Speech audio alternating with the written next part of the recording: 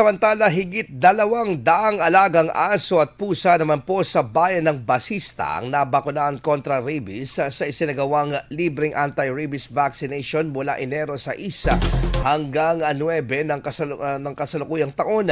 Batay po sa tala ng mga tagapangasiwa ng programa, umabot sa 214 alagang hayop ang nabigyan ng bakuna bilang bahagi ng lokal na hakbang upang maiwasan ang pagkalat ng rabies sa nasabing komunidad.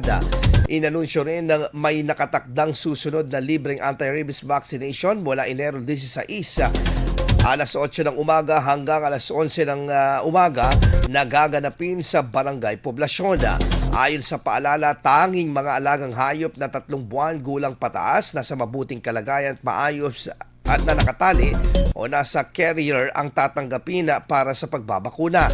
Maaari ring magtungo ang mga residente sa tanggapan na mangangasiwa ng programa tuwing Lunes hanggang Biyernes, alas 8 ng umaga hanggang alas 11 ng umaga.